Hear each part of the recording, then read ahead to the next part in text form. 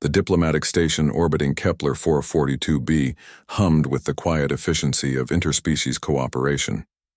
Ambassador Sarah Chen walked through the gleaming corridors, her footsteps echoing softly against the polished metal floors. At 19, she was the youngest human ever appointed to an ambassadorial position, a testament to her brilliant mind and natural gift for languages.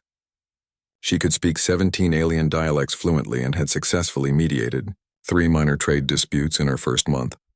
The Zephyrian delegation had requested this meeting to discuss mining rights in the Outer Rim territories. Sarah had spent weeks preparing, studying their cultural protocols and reviewing the complex legal frameworks that governed interstellar commerce.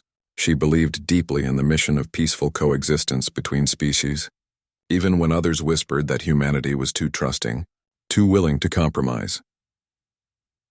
As she entered the conference chamber, the Zephyrians were already waiting. Their towering forms, easily 8 feet tall with chitinous exoskeletons gleaming under the artificial lights, dominated the space. Their leader, War Commander Thex, clicked his mandibles in what Sarah had learned was their equivalent of a smile. She bowed respectfully in the traditional Zephyrian manner, her hands pressed together at chest level. "Honored War Commander," she began in perfect Zephyrian, "I am pleased to continue our discussions regarding the Mining Consortium's proposal." The translation seemed to amuse several of the aliens, their clicking growing more rapid. War Commander Thex stepped closer, his massive frame casting a shadow over the young woman. "You speak our language well for such a young creature," he rumbled, his voice carrying undertones that the translation matrix struggled to convey. Sarah smiled warmly, missing the predatory gleam in his compound eyes. "I believe communication is the foundation of all successful partnerships. The proposed mining operation could benefit both our peoples greatly." "Indeed," Thex agreed, his mandibles spreading wider. "We have given your proposal much consideration. However, there is one aspect we must address before proceeding." Sarah pulled up her holographic display, ready to review any technical concerns. "Of course. What specific issues would you like to discuss?" "The issue of human arrogance," Thex said simply. The words hung in the air like a physical presence. Sarah blinked, certain she had misunderstood the translation. "I'm sorry, could you clarify what you mean?" The other Zephyrians began to circle around her position, their movements fluid and coordinated. Too late, Sarah recognized the behavior from her xenobiology studies. It was a hunting formation. "Your species," Thex continued conversationally, "has always presumed itself equal to the great races of the galaxy. You demand seats at councils, voting rights in assemblies, territorial claims in space that is not yours to claim. You are young, soft, weak creatures who should know their place." Sarah's diplomatic training kicked in despite her growing alarm. "War Commander, I believe there may be some misunderstanding. Humanity has always approached interstellar relations with respect and humility." "Humility?" Thex's clicking became harsh, aggressive. "Your people expand into 12 star systems in 50 years. You build stations in unclaimed space and declare them neutral territory. You send children to negotiate with warriors who have conquered hundreds of worlds." The young ambassador's hand moved slowly toward the emergency beacon on her belt. But one of the other Zephyrians was suddenly behind her, its razor-sharp claws resting lightly on her shoulders. "This negotiation," Thex announced, "will teach humanity about consequences, about knowing one's place in the cosmic order." Sarah's voice remained steady, though her heart was racing. "Whatever grievances you have with human policy, surely we can resolve them through proper channels. Violence against a diplomatic envoy violates every treaty and convention. Treaties written by species who mistake kindness for weakness." Thex sneered. "Your death will send a clear message to Earth. Humanity must learn to bow before their betters, or face the consequences." In her final moments, as the Zephyrian claws descended, Sarah thought of her parents back on Mars Colony. She thought of her younger brother who wanted to follow in her footsteps as a diplomat. She thought of all the humans who believed, as she had, that the universe was big enough for all species to coexist peacefully. The attack was swift and brutal. When it was over, War Commander Thex stood over the broken form of the young human, her blood dark against the pristine floor of the station. He activated his communication device and transmitted a message to Earth, along with visual records of what had transpired. "Humans of Earth?" His voice carried across the void of space. "This is what happens to those who forget their place. Your ambassador is dead because your species needs to learn humility. Any further expansion into Zephyrian territorial claims will result in similar consequences. Consider this your only warning. The message would take 14 hours to reach Earth through the quantum relay network. 14 hours for humanity to discover that their youngest and brightest diplomatic mind had been murdered in cold blood while attempting to negotiate a peaceful mining agreement.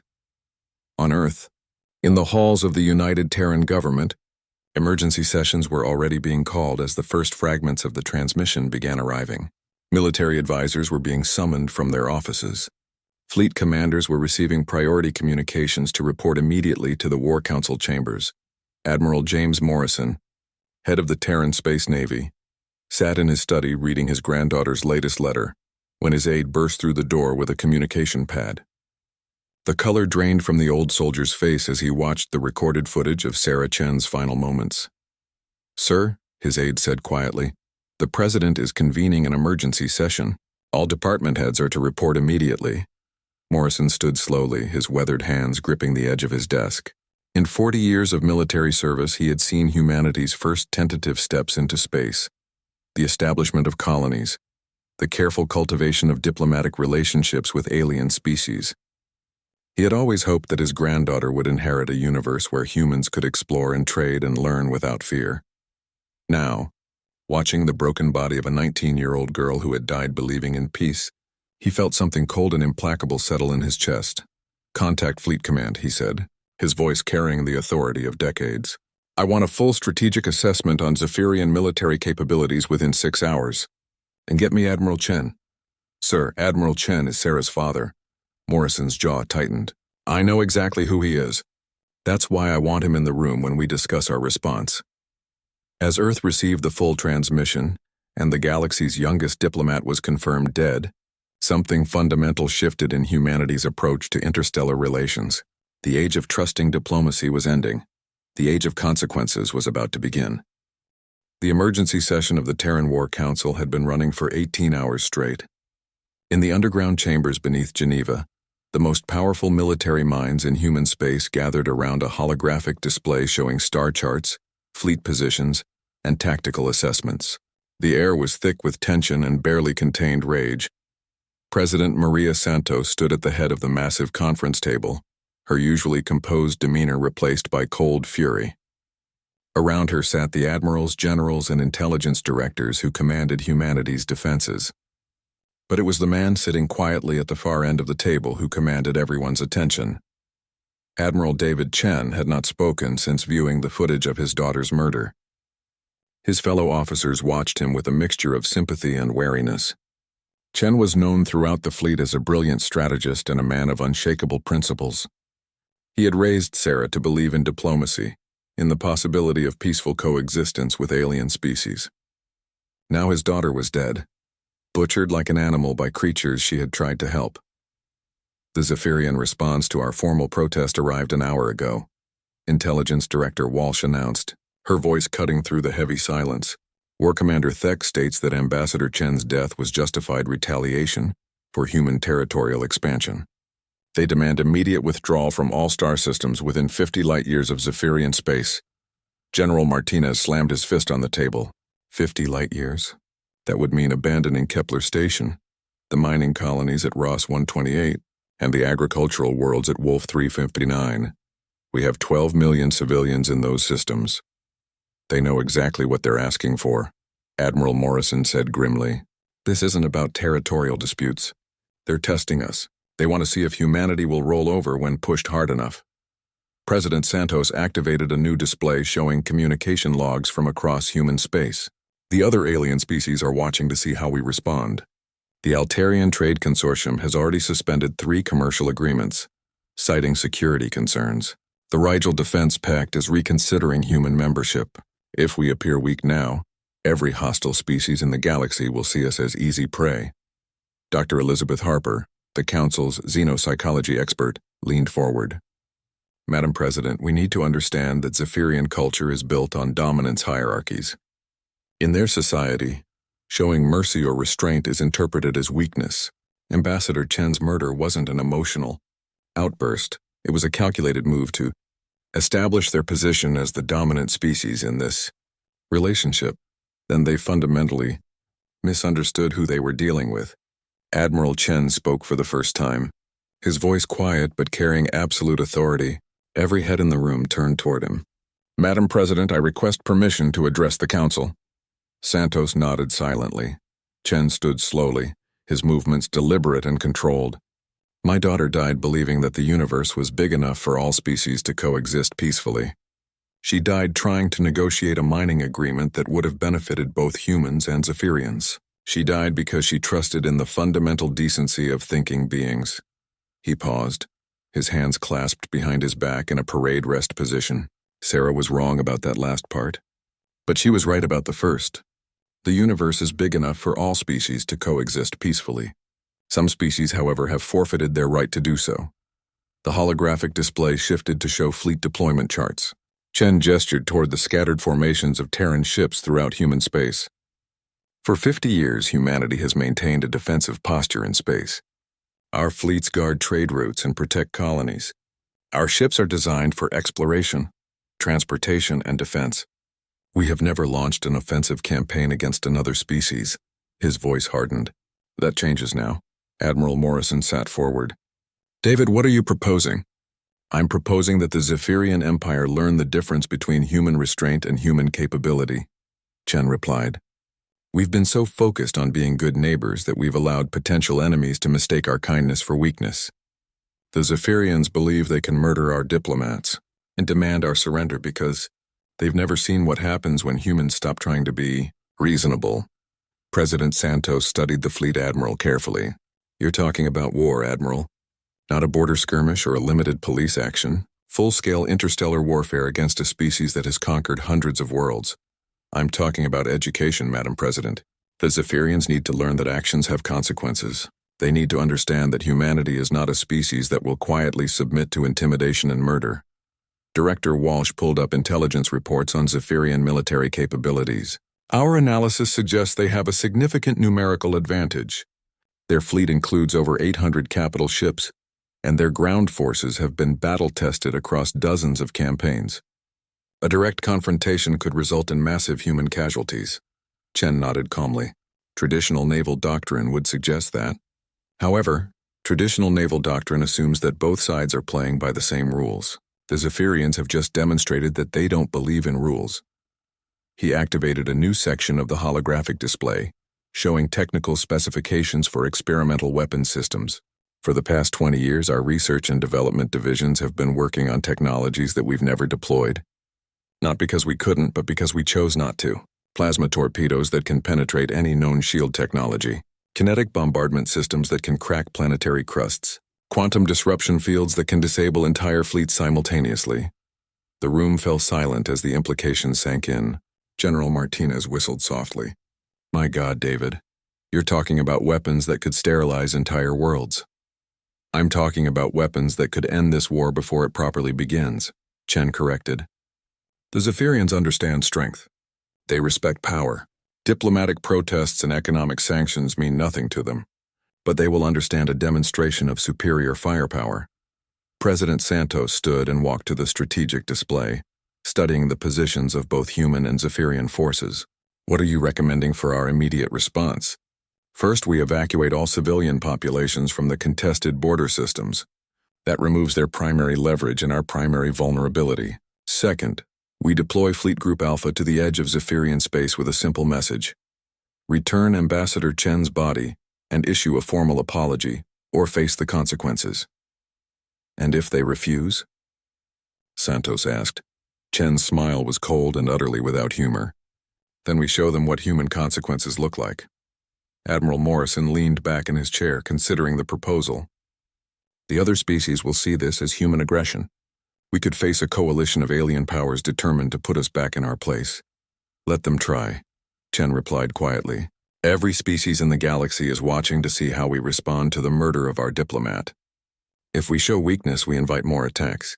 If we show that humanity protects its own and punishes those who harm us, we establish a reputation that will prevent future incidents." President Santos returned to her chair and looked around the table at her advisors. "This is not a decision I can make lightly. We're talking about fundamentally changing humanity's relationship with every other species in the galaxy. Madam President, Chen said, that relationship has already been changed. The Zephyrians changed it when they murdered my daughter. The only question now is whether we respond as a species that accepts being victims or as a species that demands justice. The president was quiet for a long moment, weighing the implications of either choice. Finally, she turned to her military commanders. Admiral Chen, you have authorization to begin Fleet Group Alpha deployment. Admiral Morrison, I want our defensive installations on full alert. General Martinez, begin immediate civilian evacuation from all border systems. She paused, her voice carrying the weight of command. And Admiral Chen, when you send that message to the Zephyrians, make sure they understand that this is their only opportunity to resolve this peacefully. After that, we do things the human way. Chen nodded crisply. Yes, Madam President. I believe they're about to receive a comprehensive education in human nature. The bridge of the Terran battleship.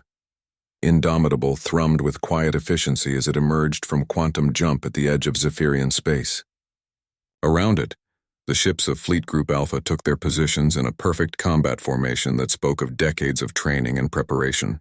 Admiral Chen stood on the command deck, his hands clasped behind his back as he studied the tactical display showing Zephyrian fleet movements in the nearby systems.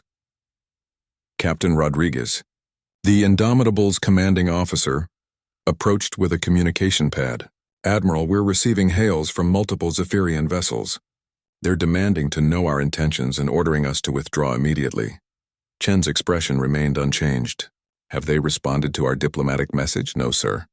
War Commander Thek sent only a brief transmission stating that humans have no authority to make demands of the Zephyrian Empire. The Admiral nodded slowly.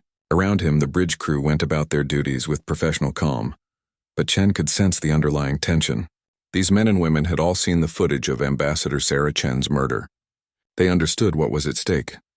Captain, please open a channel to the Zephyrian command vessel. Full encryption. Priority override protocols. The main screen flickered to life, showing the interior of a Zephyrian battlecruiser. War Commander Thex appeared, his massive form dominating the display. Behind him, other Zephyrian officers could be seen at their stations, their mandibles clicking in what Chen recognized as aggressive posturing. Human Admiral, Thex's voice carried through the translation matrix with obvious disdain. You trespass in Zephyrian space with a battle fleet. This is an act of war. Chen stepped forward, his voice calm and controlled. War Commander Thex.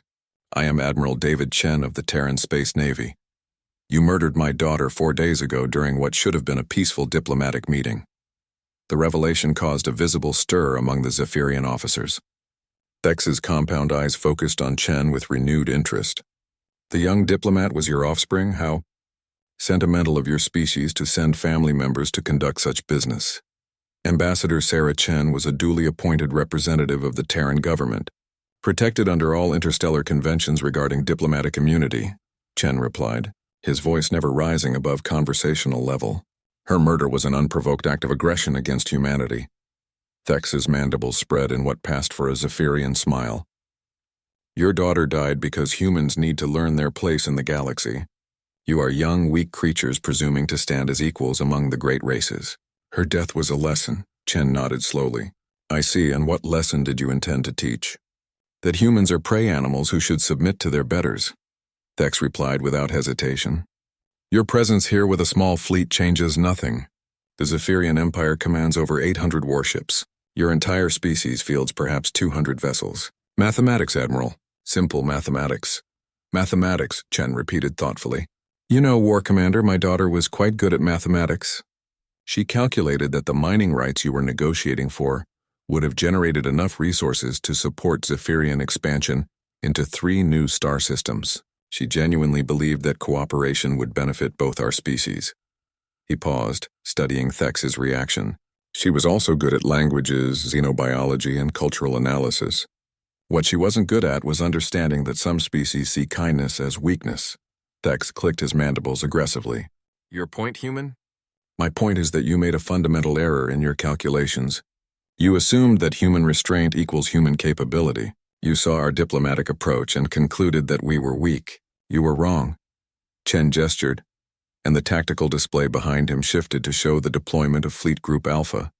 What you see here is not the full extent of human military power, War Commander. This is a warning. A warning? Thex's voice carried amusement. 24 ships against the might of the Zephyrian Empire? A warning that humanity is offering you one final opportunity to resolve this situation through civilized means, Chen replied. Return my daughter's body to human space and issue a formal apology for her murder. Recognize human territorial claims in all currently disputed systems. Do this and this fleet will withdraw. The Zephyrian war commander's clicking became harsh and aggressive. Impossible. The Zephyrian Empire does not apologize to inferior species. Your demands are rejected. Chen nodded as if he had expected this response. I understand. In that case, War Commander, I have a different message to deliver. He stepped closer to the communication screen, his voice taking on a tone that his own officers had never heard before. For 50 years, humanity has approached interstellar relations with patience, diplomacy, and restraint.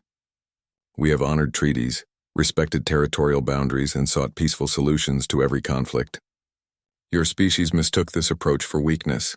The bridge of the indomitable fell silent as Chen continued.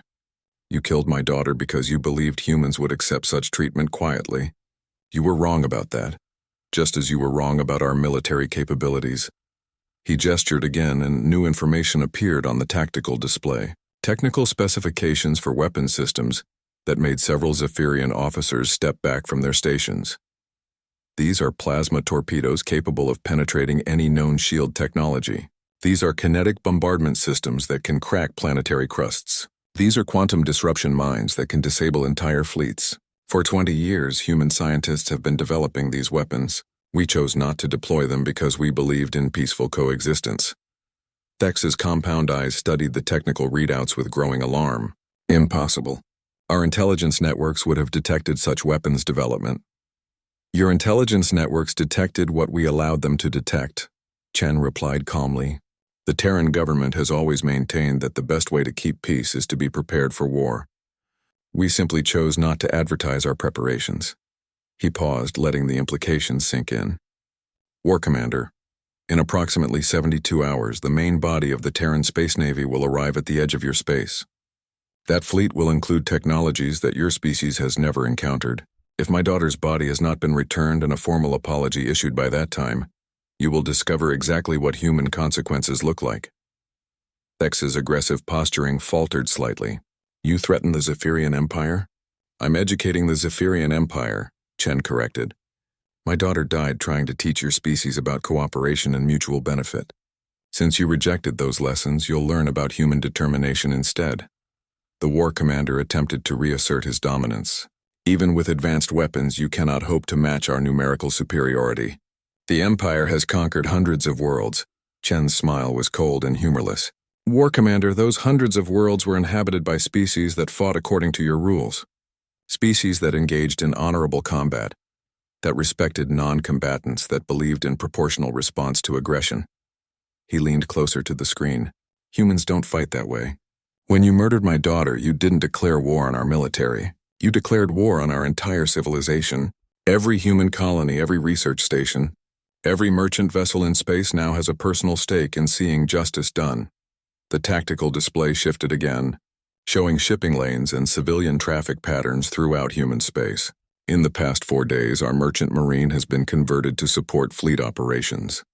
Our research stations are manufacturing ammunition. Our civilian shipyards are producing warships at a rate your intelligence clearly didn't anticipate. Thex studied the display with growing concern. This is impossible. Civilian populations do not mobilize for war so rapidly. Civilian populations whose diplomats are murdered in cold blood do, Chen replied. Every human in space has seen the footage of my daughter's death, War Commander. They understand that if one human diplomat can be killed for trying to negotiate peacefully, then any human can be killed at any time. You've given our entire species a reason to unite against a common threat. The Zephyrian war commander was silent for a long moment, his mandibles clicking in what Chen recognized as agitation. Finally, he spoke. What exactly are you proposing, Admiral? I'm not proposing anything, Chen replied. I'm delivering an ultimatum. 72 hours, War Commander. After that, the Zephyrian Empire will learn why humans have survived every challenge their homeworld could present. You'll discover what happens when a species that explores black holes for scientific advancement decides to apply that same fearlessness to warfare. He paused one final time. My daughter believed the universe was big enough for all species to coexist peacefully. I still believe that. But coexistence requires mutual respect, and respect sometimes must be earned through strength.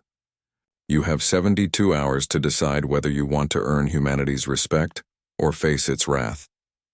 The communication channel closed, leaving the bridge of the indomitable, intense silence.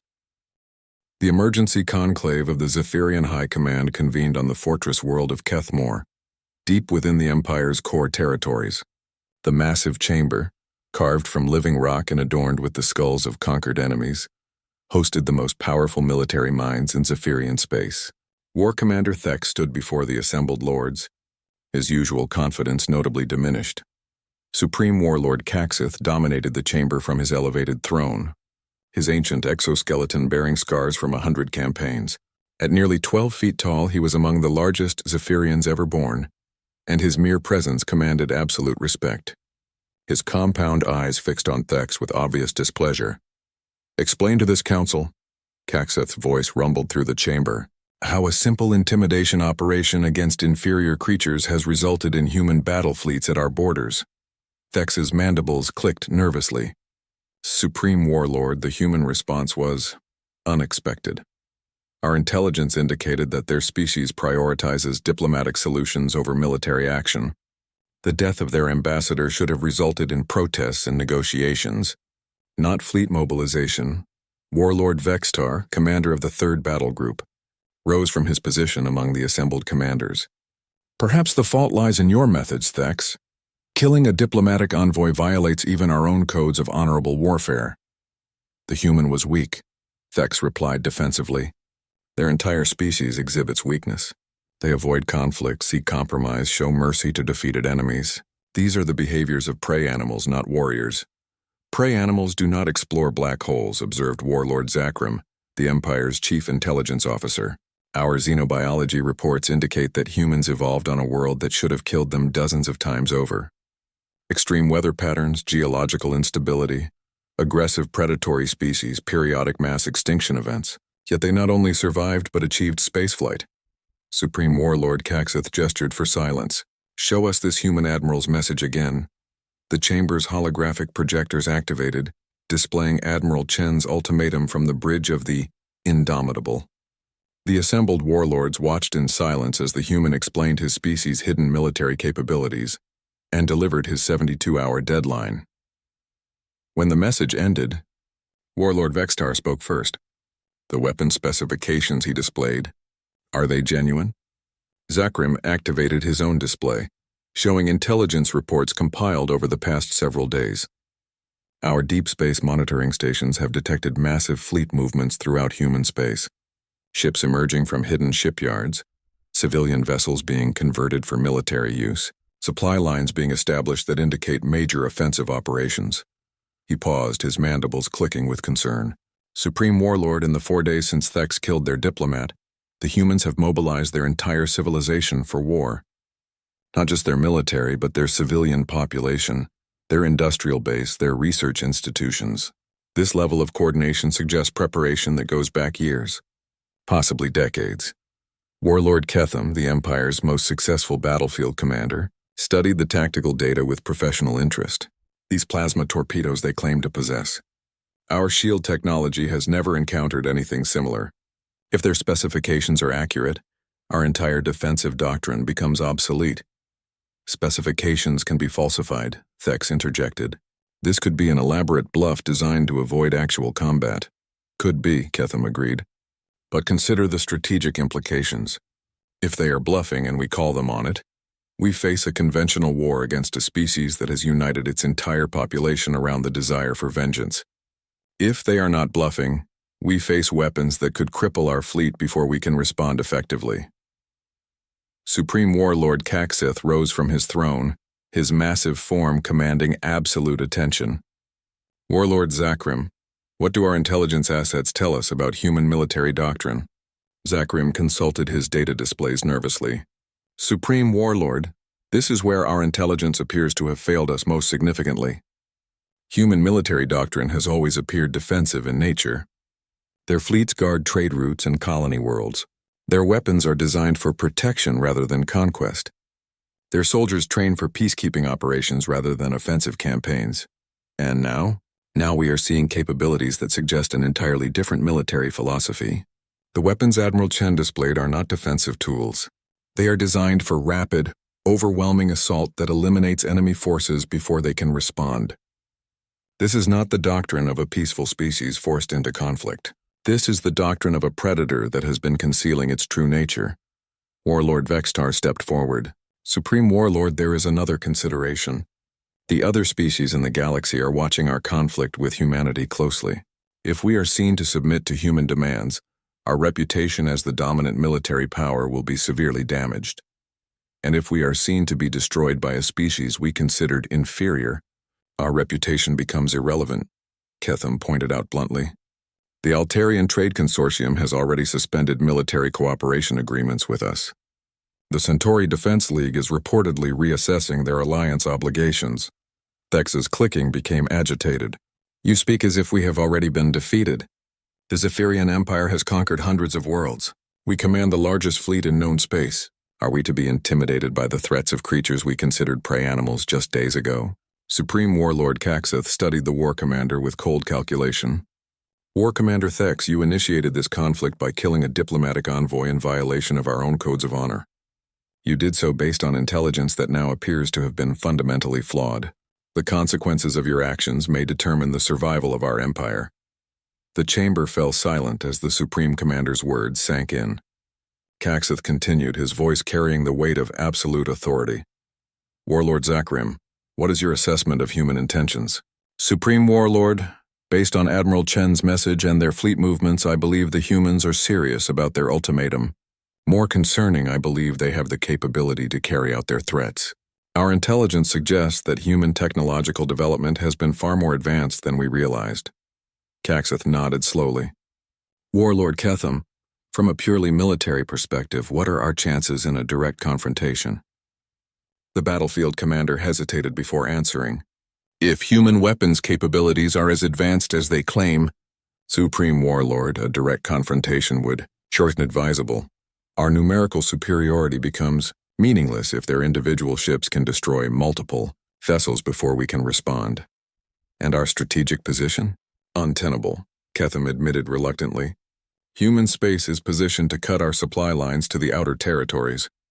If they can eliminate our forward bases quickly, our empire becomes divided and vulnerable to piecemeal destruction.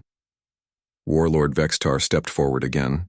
Supreme Warlord, surely we cannot simply submit to human demands. The humiliation would be unbearable. The extinction of our species would be considerably more unbearable, Caxith replied dryly. Warlord Zakrim, in your professional opinion, what do the humans actually want? Based on their diplomatic history and Admiral Chen's statements, I believe they genuinely prefer peaceful coexistence. The death of their ambassador appears to have been a critical escalation that forced them to reveal capabilities they would have preferred to keep hidden. If we return the ambassador's body and issue the demanded apology, they may be willing to return to diplomatic solutions. Thex's mandibles clicked in outrage. Supreme Warlord, such an action would be seen as submission by every species in the galaxy. Better to be seen as wise enough to avoid unnecessary destruction than proud enough to ensure it, Caxith replied. The Zephyrian Empire has survived for centuries by knowing when to fight and when to negotiate. War Commander Thex, your action has placed us in a position where fighting may mean extinction. The Supreme Commander turned to address the full assembly. The humans have given us 72 hours to respond to their ultimatum. I will spend that time consulting with our best strategic minds and intelligence analysts. However, I will say this now. If human capabilities are even half of what they claim, the cost of refusing their demands may be higher than our pride can justify. He fixed his gaze on Thex one final time. War Commander, you will remain confined to quarters pending the resolution of this crisis.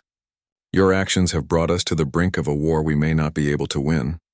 As the conclave dispersed, Warlord Ketham approached Zakrim privately. Do you really believe the humans have developed such advanced weapons in secret? Zakrim's compound eyes reflected deep concern. I believe we have fundamentally misunderstood human nature. We saw their restraint and assumed weakness. We saw their diplomacy and assumed submission. We may have made the same error that doomed the prey species of their homeworld. Which error is that? Mistaking a predator's patience for harmlessness. The quantum distortion signatures appeared on Zephyrian sensors exactly 71 hours and 43 minutes after Admiral Chen's ultimatum. What emerged from the swirling vortex of space-time was not the modest human fleet that Zephyrian intelligence had expected, but something that defied every calculation and assumption about human military capability. Warlord Zakrim stood in the command center of the Kethmore orbital fortress, watching in growing horror as ship after ship materialized at the edge of Zephyrian space. The tactical display showed formation after formation of vessels emerging from quantum jump points in perfect coordination, their approach vectors calculated to surround the outer defensive perimeter of the Zephyrian core worlds. How many ships? Supreme Warlord Caxeth demanded, his voice tight with controlled tension. Current count is approaching 400 vessels. Supreme Warlord, the sensor operator reported, his mandibles clicking with nervous energy. The formations include ship classes we have never encountered before.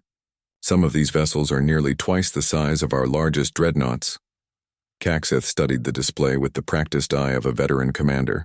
The human fleet was not simply arriving.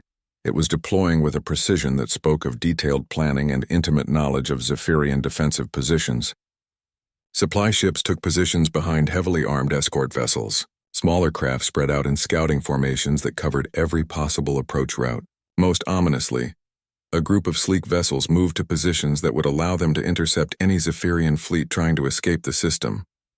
Supreme Warlord, Zakrim said quietly, our intelligence estimates suggested humans possessed perhaps 200 combat vessels total. This fleet alone contains double that number, and our deep space monitors are detecting additional formations moving through human space. The Supreme Commander turned to Warlord Ketham, who had been studying the tactical implications in grim silence.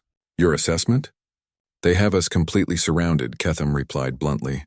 But more concerning is their formation structure. This is not a fleet assembled hastily in response to our actions. These ship deployments and coordination patterns require months of planning and preparation. Meaning? Meaning the humans have been preparing for this confrontation long before War Commander Thex killed their ambassador.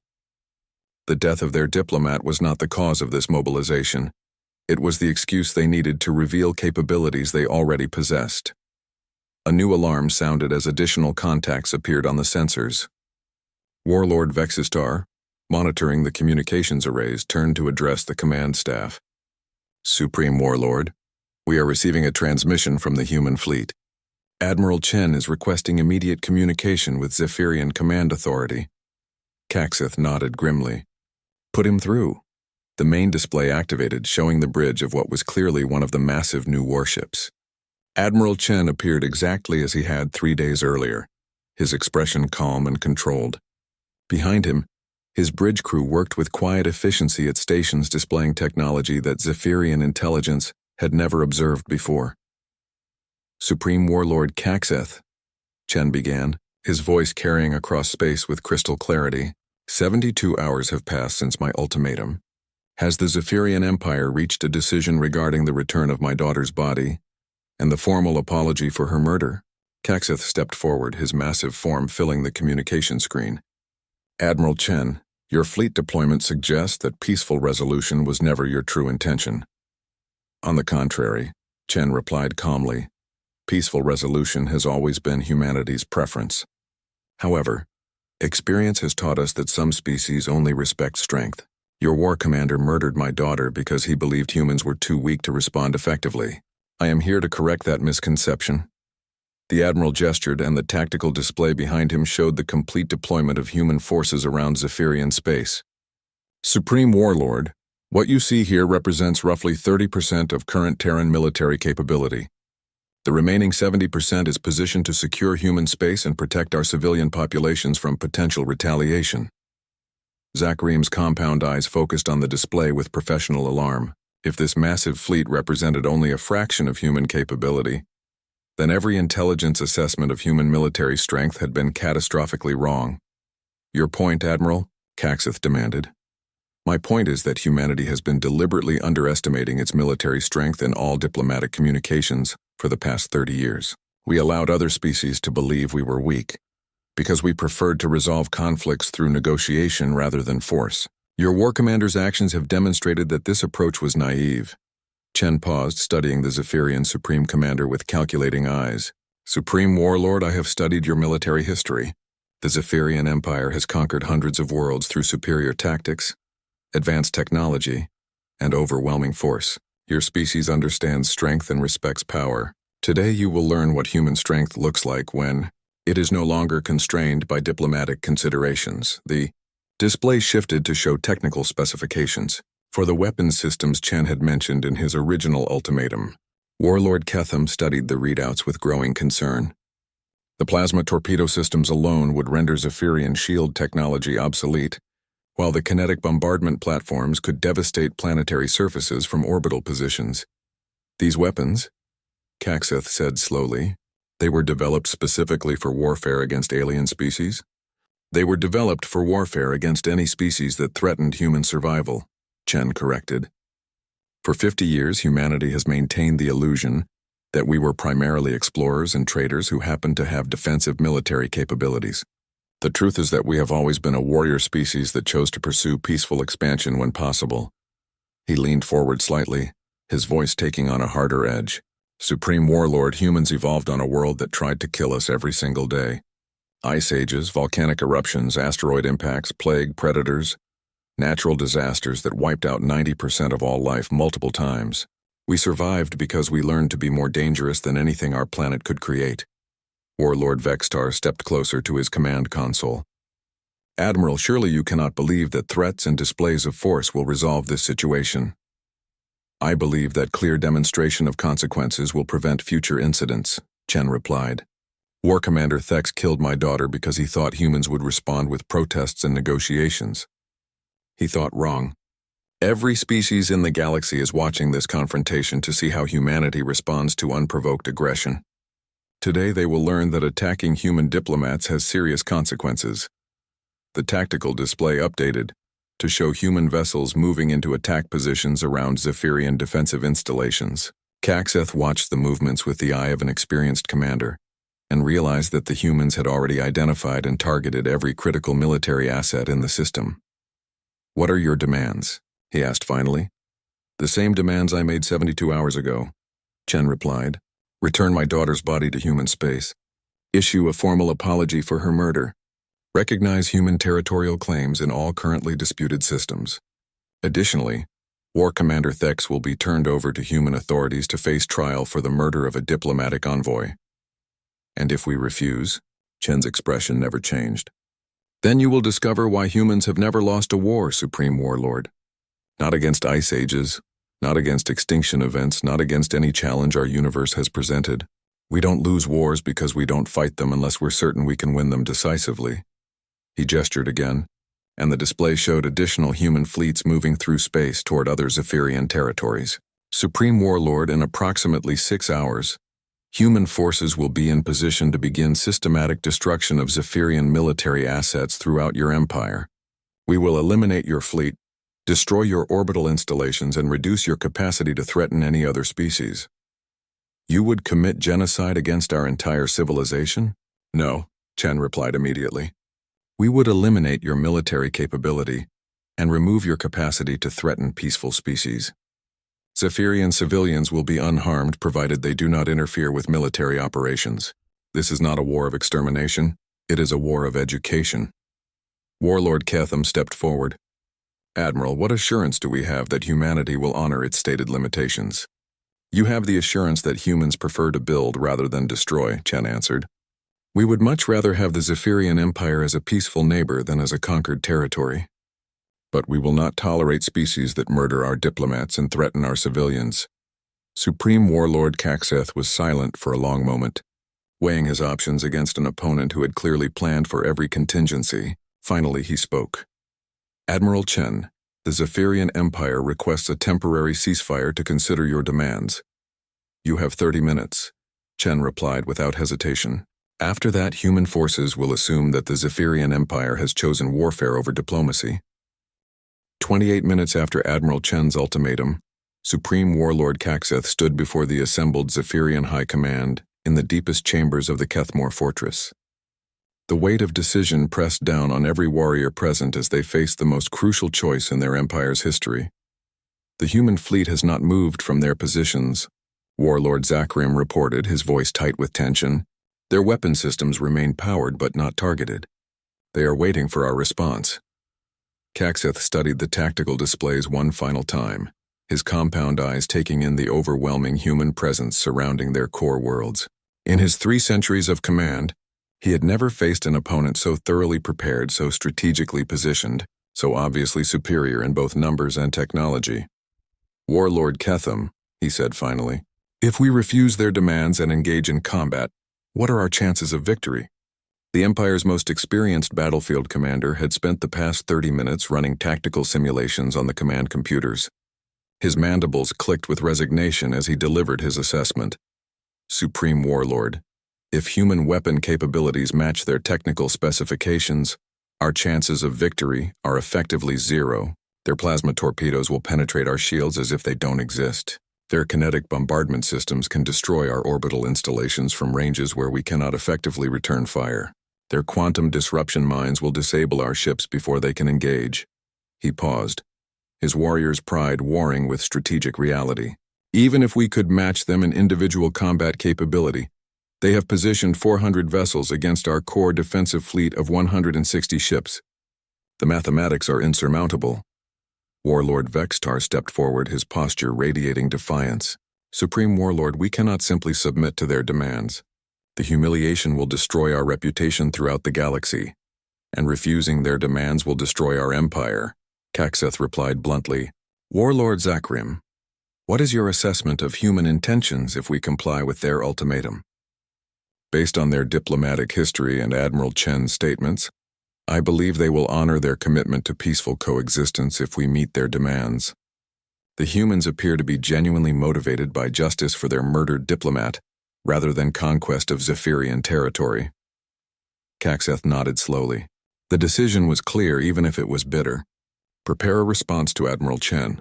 The Zephyrian Empire will comply with human demands. Warlord Vextar's clicking became agitated. Supreme Warlord, this decision will be seen as surrender by every species in the galaxy. This decision will be seen as wisdom by every species that values survival over pride. Kaxeth corrected harshly.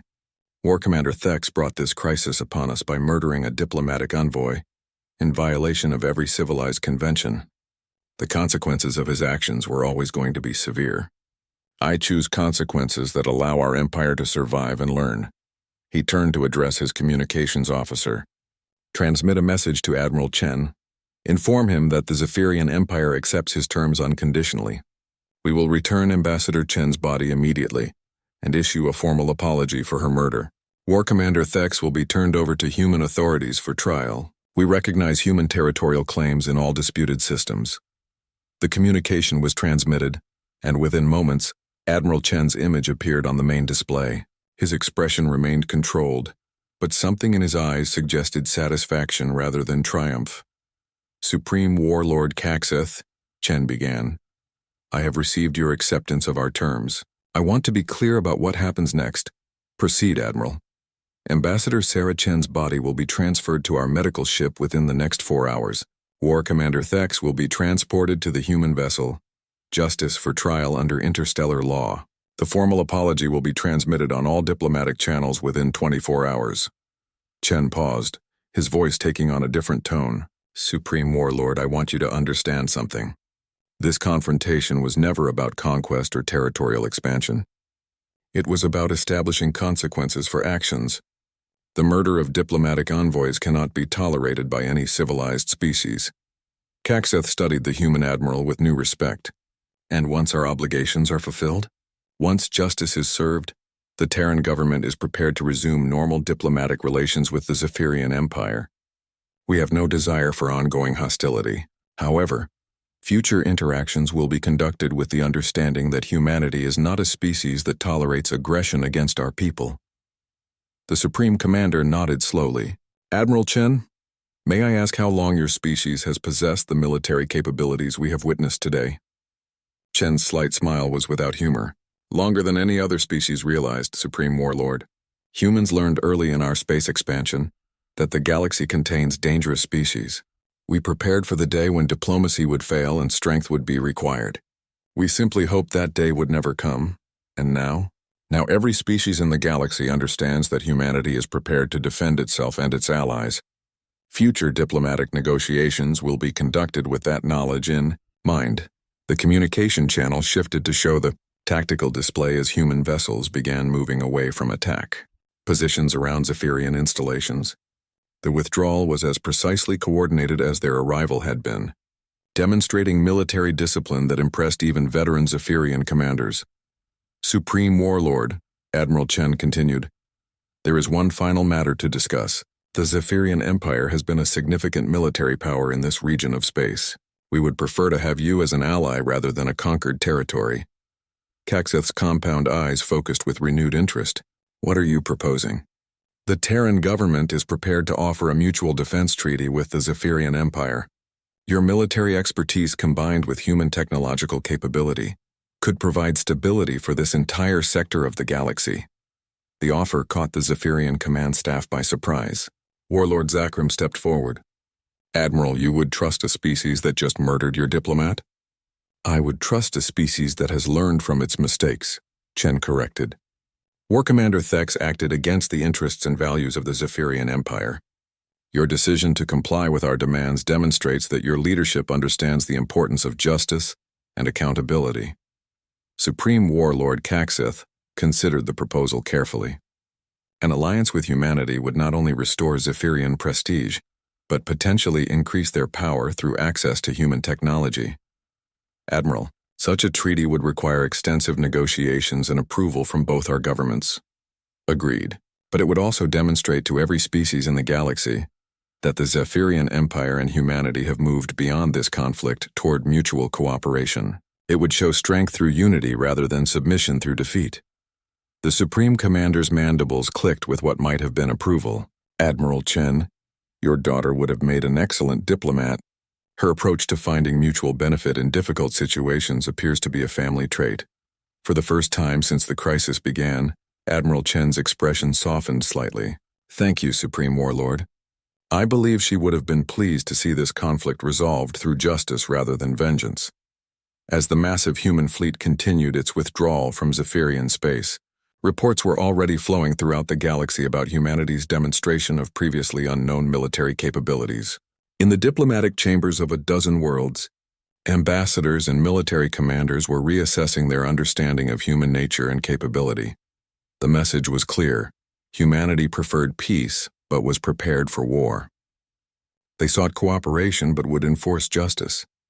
They were no longer the naive young species that could be bullied or intimidated by more established powers. War Commander Thex's brutal murder of Ambassador Sarah Chen had been intended to put humanity in its place. Instead, it had revealed that humanity's place in the galaxy was far more significant than anyone had realized. The age of underestimating human resolve was over. 6 months after the Zephyrian crisis, as historians would later call it, the Galactic Council convened on the neutral world of Zerion Prime for the most significant diplomatic gathering in recorded history.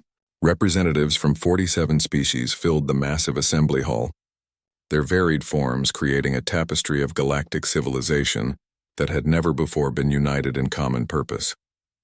Ambassador David Martinez, Sarah Chen's replacement as humanity's chief diplomatic representative, stood at the podium addressing the assembled delegates. At 45, he was older and more experienced than his predecessor, but he carried himself with the quiet confidence that had become characteristic of human diplomats since the crisis. Honored delegates, Martinez began, his words translated into dozens of languages simultaneously. We gather today not to mourn the mistakes of the past, but to establish principles that will prevent such tragedies in the future. In the Zephyrian section, Supreme Warlord Caxith listened intently. The 6 months since their confrontation with humanity had been transformative for the Zephyrian Empire. The Mutual Defense Treaty with Earth had not only restored their prestige but had led to technological exchanges that revolutionized their military doctrine. More importantly, it had forced them to reconsider their approach to interspecies relations. The death of Ambassador Sarah Chen, Martinez continued, demonstrated that the galaxy had become complacent about the basic principles of civilized interaction. The murder of diplomatic envoys, the intimidation of peaceful species, the use of force to resolve disputes that should be settled through negotiation, these behaviors had become too common. In the observation galleries, Admiral Chen sat with other military leaders from across human space. The past months had seen him transition from active command to a new role as Director of Interspecies Security, a position created to coordinate humanity's expanded diplomatic and military presence throughout the galaxy. Today, Martinez announced, we propose the establishment of the Galactic Peace Enforcement Protocol, a comprehensive framework for ensuring that justice and accountability become universal principles. The Altarian Trade Consortium's representative, a crystalline being whose form reflected light in complex patterns, activated her translation matrix. Ambassador Martinez, what specific mechanisms would this protocol establish? First, any attack on diplomatic personnel of any species will be considered an attack on the galactic community as a whole. All signatories to the protocol will be obligated to provide support for enforcement actions against the aggressing species. A murmur of discussion rippled through the assembly. This was a fundamental departure from the traditional approach of allowing individual species to handle their own diplomatic security. Second, Martinez continued, the protocol establishes rapid response mechanisms for investigating and resolving interspecies conflicts before they escalate to violence. This includes mandatory mediation services and, when necessary, intervention by neutral peacekeeping forces. The Centauri Defense League's representative, a reptilian being with elaborate scales, rose to address the assembly. Ambassador, what gives humanity the authority to propose such sweeping changes to galactic governance? Martinez smiled slightly, the expression carrying undertones that had become familiar to anyone who had dealt with human diplomats recently. Delegate Saxthon, humanity proposes these changes not from authority but from capability. The Zephyrian crisis demonstrated that peaceful species require protection from aggressive ones. We have the military capacity to provide that protection. Admiral Chen had briefed the diplomatic corps extensively on this point. The revelation of human military capabilities had fundamentally altered the balance of power in the galaxy. Species that had previously dominated through strength now found themselves in the position of seeking accommodation with humanity rather than challenging human interests. Warlord Zakrim, now serving as the Zephyrian Empire's chief intelligence liaison to the Terran government, accessed his datapad to review recent developments. The human fleet had grown by another 200 vessels in the past 6 months, with new ship classes designed specifically for peacekeeping operations. More significantly, human technological advances were being shared selectively with allied species, creating a network of mutual defense agreements that effectively guaranteed peace throughout human-influenced space. The third component of the protocol, Martinez announced, addresses the underlying causes of interspecies conflict. Economic inequality, resource competition, and territorial disputes will be resolved through the establishment of the Galactic Development Authority, which will coordinate resource sharing and economic development projects across all member species. This proposal generated significant discussion among the delegates. The idea of pooling resources and coordinating development had been suggested before, but never with the backing of a species capable of enforcing compliance. The Rigelian Federation's representative, a floating gas-based life form contained within an environmental suit, expressed the concern shared by many delegates. Ambassador Martinez, these proposals essentially establish human hegemony over galactic affairs. How do we ensure that humanity will not abuse this position? Martinez nodded as if he had expected the question. Delegate Zephyr, humanity's goal is not hegemony but stability. We seek a galaxy where species like Ambassador Chen can negotiate mining agreements without fear of being murdered for their efforts. He gestured toward the memorial wall where Sarah Chen's image was displayed alongside other diplomats who had died in service to interspecies peace. However, your concern is valid. The protocol includes provisions for oversight of human actions by the galactic community. Any abuse of our position will result in the same consequences we have established for other forms of aggression. Admiral Chen smiled grimly from the observation gallery. The young man was learning quickly. The threat was subtle but clear. Humanity would enforce the peace, but the galactic community would have mechanisms to hold humanity accountable. It was a sophisticated approach that offered security while addressing legitimate concerns about human dominance. Supreme Warlord Caxith rose to address the assembly. His presence commanded immediate attention, and his words carried particular weight given the Zephyrian Empire's recent experience with human military capability. Honored delegates, Caxith began, the Zephyrian Empire supports the proposed protocol without reservation. Our recent alliance with humanity has demonstrated that human strength is matched by human restraint. They could have destroyed our empire 6 months ago. Instead, they chose justice over vengeance and alliance over conquest. The endorsement from a traditionally militant species carried significant influence among the more aggressive delegates. Several species that had been skeptical of human intentions reconsidered their positions. The protocol offers something that has never existed in galactic history, Caxith continued. Genuine security for peaceful species and genuine consequences for aggressive ones. The choice before us is simple. We can accept human leadership in establishing galactic peace, or we can continue the cycle of conflict that led to Ambassador Chen's death. Over the following days, the debate continued as delegates consulted with their home governments and negotiated the specific terms of the protocol. The final vote, when it came, was overwhelming. 43 species endorsed the Galactic Peace Enforcement Protocol, with only 4 abstentions and no direct opposition. As the assembly concluded, Ambassador Martinez found himself approached by delegates from dozens of species seeking bilateral agreements with humanity.